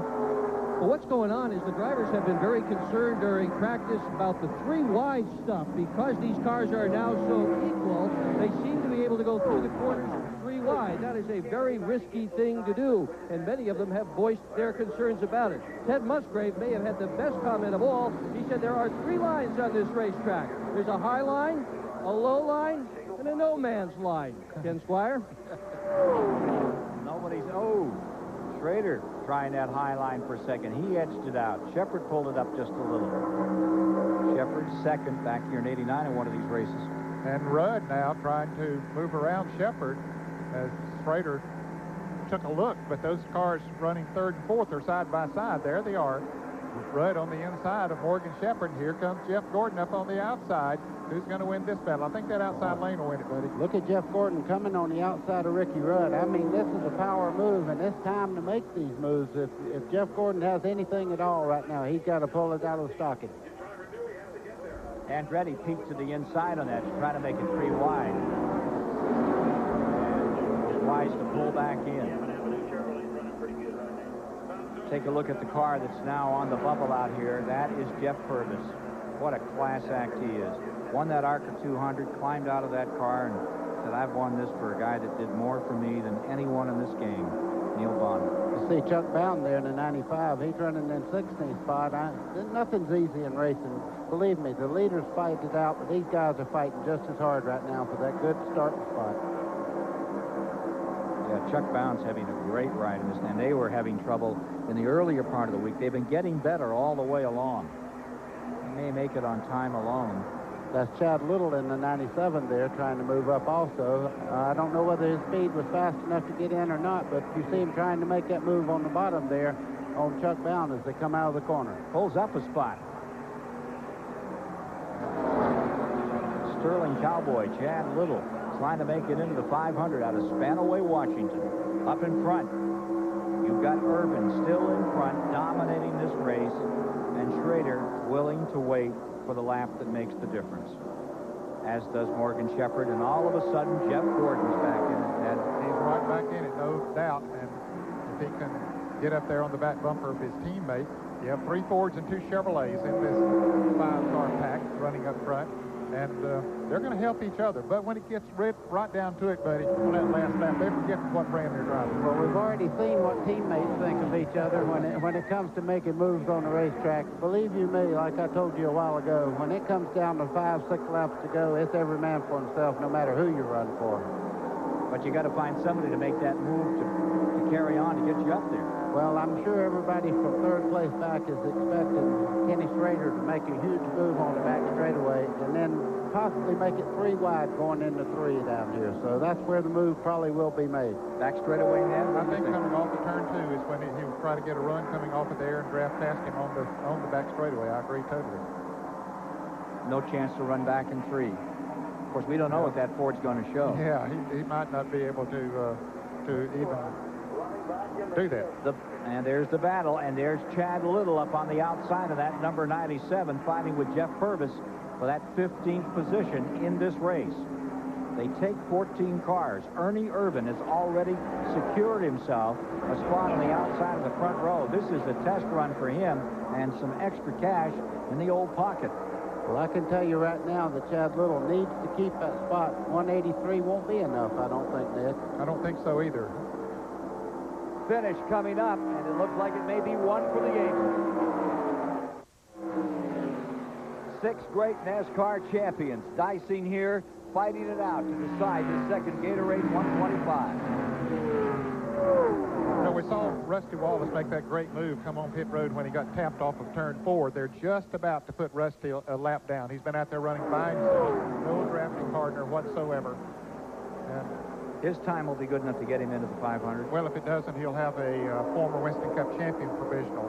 But there's only one of those. There's only one of those, but he's one of the later ones to win the championship, and that's what counts. True. And that means Waltrip could be in trouble. That's exactly right. Rusty Wallace won the championship in 1989. See Morgan Shepherd taking another look on the high side there. He does that every once in a while. I just wonder if he's just trying to find out if he could make that move on the outside on the last lap. Dick the answer Berggren. then was no. Dick Berggren. I'm with Gary Cogswell. You're Chad Little's team manager. You got any rabbits you can pull out of the hat for this thing? Well, I don't know. Right now, Chad said he's got a real handful out there, but we're running right now on the last transfer spot, so hopefully he can hang on and we'll get in the big one. Ken Squire? There's the story with the guy that has that number 97 together. And for the moment, he is there in the 15th position in front of Purvis in the 44. Let's get back with the leaders another time as we watch Urban and Schrader setting up here. Jeff Gordon just moved on the outside of Morgan Shepherd, took over that third spot, so he has his teammate right there with him now. That number 24 and 25 out of the same shop, Hendrick Motorsports. Ed, he has a strong race car. He went by Morgan Shepherd on the outside without any help whatsoever, just pulled out and went on. Mike Joy. And, buddy, that's exactly what Ken Schrader was waiting for, to get that Ford of Morgan Shepherd out from between he and his Hendrick Chevy teammate, Jeff Gordon. Schrader will peek out. You know Gordon will go with him, Ken. Schrader has got so much style and so much class. He took one of the worst rolls. We've seen 5 to go.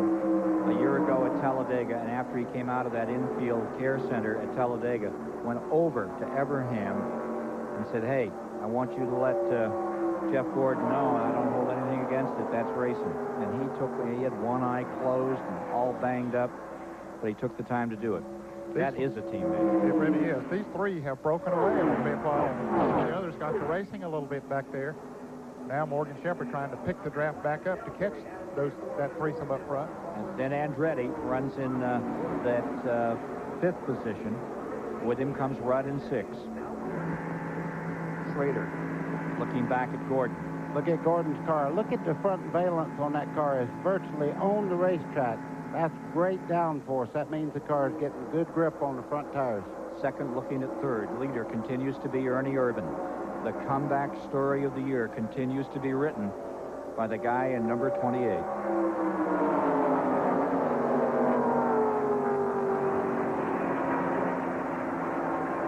Almost ready to decide this one. In the second Gatorade 125, you see Rudd working on Andretti on the tail end of this back there in 6th position.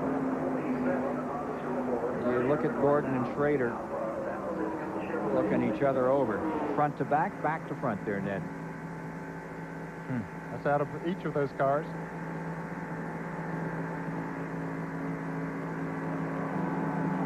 Boy, they're both handling exactly the same. You see right the white line there, that's the apron of the racetrack, and through the corners they have the left front right on that white line.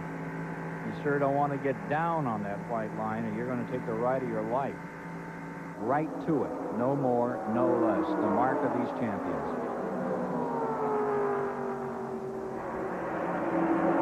Ernie just sitting there, has not wavered. Looked like the one point might have been a little bit loose, but I don't know. Oh, we had contact there almost between John Andretti and Morgan Shepherd.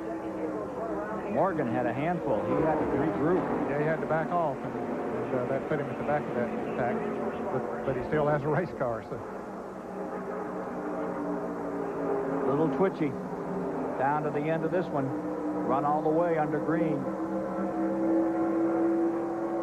The Gatorade 125s at Daytona. I consider them 2 of the best races you'll see in the year. There's so much at stake. And because they are so short, you just can't wait. You got to go flat out all the time. Ken, you see that John Andretti's moved into 4th spot there. He's in position. If anybody makes a move, he might be right there with them. Now they're coming up on Rusty Wallace here with just a couple more laps to go. He could play a role in this thing because he's running pretty fast and picking up draft. He'll get out of their way, but who knows? I would say Ernie Irvan right now is glad to see him up there because that gives him somebody to draft off of. You see him pulling away just a little bit on Schrader there. Right. Yeah, I think that will help Ernie perhaps more than anybody else as he catches Rusty Wallace. There's Wallace about 10 car lengths in front of Ernie Irvan. Wallace, who took a wild ride down pit road at about 190 miles an hour after he got tagged. Look at Andretti climb that wall. That might have been a mistake here. You see Ricky Rudd looking on the inside, trying to get under him. No, he got right back in. That's a very strong race car to be able to pull out a line like that, right back up on the draft car. White flags out. Pay lap coming up. Rusty moves down out of the way.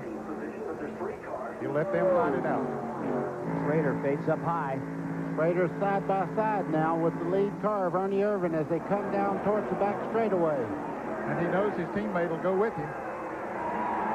Andretti takes a look to stay behind Gordon. I thought he was going to come in. Here comes Ernie back. And Andretti was about to shoot up there to help Irvan, and Gordon didn't know which way to go. Into three, side by side. Ford on the inside, Chevy on the outside. Ernie Irvan leading by about 6 inches. Back comes Schrader. Here they come for the finish. They touch.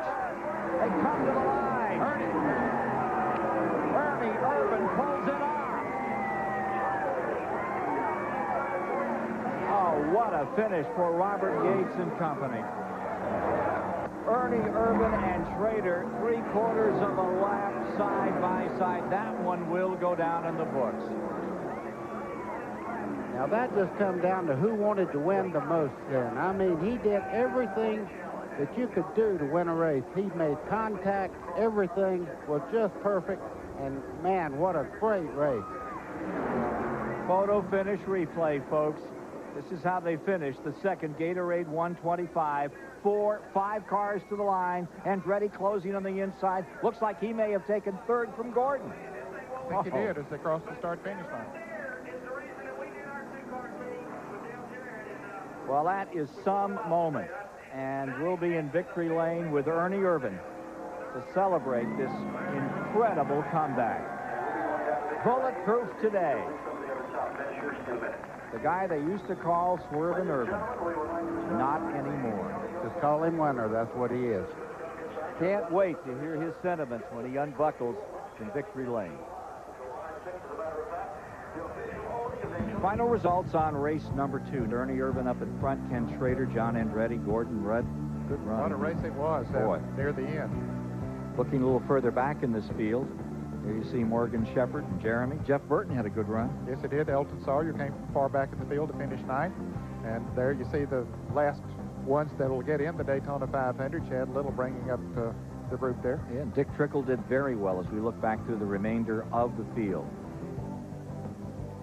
But the man of the hour is the man in victory lane back there for the first time at Daytona since 1994. Ned, let's take a look at how Ernie Irvan pulled this out of the fire. Got pretty wild coming off of turn 4. Schrader on the outside, Irvan on the inside. They actually touch coming down towards the start-finish line. Here's Gordon. He makes a move high. He wants to try to draft past on the outside. John Andretti down on the inside. As they come to the start-finish line, you can see how close it was. Let's take another look as they come to the start-finish line. A photo finish for not only the lead, but also for third. And let's join Mike Joy with the winner. Ernie Irvan on familiar ground, victory lane at Daytona. What a way to complete a comeback. Okay, I don't know if it's complete yet, but sure feels good. Tell me about that last lap, because you had a mirror full of everybody. You know, I knew Schrader was, you know, he was just sitting there waiting to try to find out a good time to go, but he wouldn't go because he didn't have no Chevrolets behind him. And about the time I seen Gordon in the rearview mirror with Schrader, I said, well, I think they're going to team up on me a little bit. But you know, I tell you this, Robert Yates, Texaco Havoline Ford Thunderbird, got a lot of suds under the hood, and they did a great job. Well, then tell me, in turn 3, were you surprised to see Gordon right behind you instead of up there behind Schrader? Well, you know, I mean, he is his teammate, but you know, Gordon was trying to run second no matter what, and you know, Schrader kind of buffaloed him at the beginning of the race. So, you know, I'm glad that they were fighting, and you know, I tell you, you know, I don't know what's going to happen or whatever, but this Daytona 500 is going to be exciting. It sure is. Ernie, congratulations. Here's Dick Bergeron. Well, Kenny Schrader pulled into the garage area here and went right over to his teammate, Jeff Gordon. You guys had a long, animated conversation. What'd you tell him, Kenny? No, he helped me a bunch there last lap. I mean, we were just talking. Sometimes it's really a pain to have a teammate out here because I drove around him the one time, and it was either we were both going to get past or I had to go, so I went, put him in the back. I felt terrible. He came up behind me on the last lap, and Little John's going to suck up to Ernie, and we're all going to be wrecked up here, so he cuts down to protect me. And I think he might have been trying, maybe he could win, too. But and then he moved back up, you know, when he was shut out and tried to help me, but didn't, you know, wasn't enough. But I tell you what, it's hard to drive 3 cars. How'd you see that last lap, Jeff? Well, you know, I saw an opportunity there, and, you know, I had some momentum. I come up on Ernie and him. I was glad to see him get beside Ernie. I'm thinking, all right, you know, we don't want Ford to win. We want our own team and a Chevrolet to win. And I'm thinking, okay, I got the momentum. And then all of a sudden, I see John Andretti come up behind me, and he's got the momentum. I got to move down to block him. If I'd have stayed in that line, you know, I might have finished second, but I probably wouldn't have won it. So I figured, hey, let's try to make my teammate win it. I ended up getting 4th, so... Well, your car seemed to be forward, and then you'd go back, and then you go forward, then you go back. What was happening? Well, we had a real good handling race car, and, you know, it's tough when you get in a tight squeeze like that. I think I got those guys mad. I got up there, and I come up to them and started passing them on the outside. They didn't like that, so, you know, I got shuffled back there to the back end. I just had to wait a little bit longer until the car started handling better, and the other car started going away, and then the car came right to us. So we know we've got a real good car for the long runs in the 500. To David Hobbs. Well, I'm down with Judd Little. Judd, you just made it. You seesawed back and forth their position, but you just made it. How's that feel? Well, I'm all smiles right now, but it was a lot of work. It really was. The Pontiac handled pretty good, but it's just everyone is so close. You know, we got some more work to do, though. We're going to go back and figure out a setup where we can run a little bit more comfortable. When I was in a tight pack, it was really a handful. But important thing is we made it. Happy for Sterling Cowboy, our new Cup sponsor, and now what we'll try to do is kind of learn from the Cup over to the Busch side and hopefully back and forth, maybe give us a little edge come Saturday and Sunday. Well, there's a smiling Judd Little, made it into the Daytona 500, Ken Squire. And so today, Dale Earnhardt has won his 27th race at Daytona, his 7th in a row in the 125-mile qualifier. But can he win the 500? And Ernie Irvan, thumbs up on your great comeback. And when we return, we'll give you the starting grid for the 1996 Daytona 500. And we're coming to you live here from trackside at Daytona International Speedway. Back in the garage area, most of the Winston Cup cars are rolling out for that final hour, what they call happy hour, their last chance to test their machinery before the Daytona 500. Well, all the excitement, all the exuberance building toward tomorrow's start. High noon will be with you here at Daytona.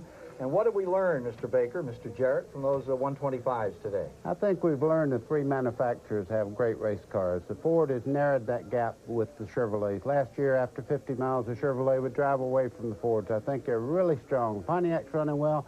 I think we're in for one heck of a race. I'll tell you what excites me, Ken, is the fact that we only had half of the cars in each of those 125-mile qualifying races. We'll get them all in there tomorrow. I think we're going to see some of the closest racing that we've seen here in a long, long time. We keep talking about the Fords and the Chevys, but all 6 Pontiacs qualified, and of course Young Burton in that MBNA car put it right up there among the front competitors. We'll show you the whole field a little later, folks, but I think they may have a good race here. Oh, I think so. I think, as Buddy said, the Pontiacs are very similar to the Monte Carlos when they came down here a year ago. They need a little bit more time with them on the racetrack, but they certainly fared well in the 125-mile qualifying races, and they've worked on them since then. Well, let's talk to another one of the major players in this race. He's been here for many years trying to win it, and the Jack Roush team is putting a lot of hopes on the guy from Batesville, Arkansas. Well, Mark Martin, the practice is all over. The 125s are done and over with. Looking forward to the Daytona 500. How do you assess your chances? Well, we hope to be a contender. It's going to take everything that we can muster to do that. But, you know, we've done all we can do. We've worked as hard as we can. We've paid as close attention as we think we can. And we'll just have to line them up and see. A lot of teamwork going on out there. How important is it for you and Ted Musgrave to hook up in this event? Pretty important. Pretty important. Ted and I both are fighting a little bit of a speed deficit. We both have real good handling cars, and we hope to keep them going that way. And Ted's a great race car driver, and he's a great teammate, and hopefully we'll be able to help each other a little bit. Well, this will be Mark Martin's 11th try at the Daytona 500. To Mike Joy. Tomorrow, Ernie Irvin seeks to win his second Daytona 500. And Ernie, this last year or so, what a long, strange trip it's been, but you've been to victory lane once this week. Well, I tell you, it's been unbelievable, you know, the amount of things that went through my mind before I pulled into victory lane. And, you know, Mark Martin told me when we were working out a couple days ago, he said, you know, he said, everybody says, he says, I wonder if Ernie's ever going to make it back to victory lane. He kept telling me, he says, it's not going to be long. It wasn't. No. Can your car, can any car, from what we've seen so far this week, pull out and pass by itself? No, I don't think they're going to. You know, I don't think anybody one-on-one without any kind of draft or something, you know, with the 5 or 6 cars lined up, I don't think anybody's going to pull out one-on-one. Just like when it was 2 years ago when me and Sterling were racing.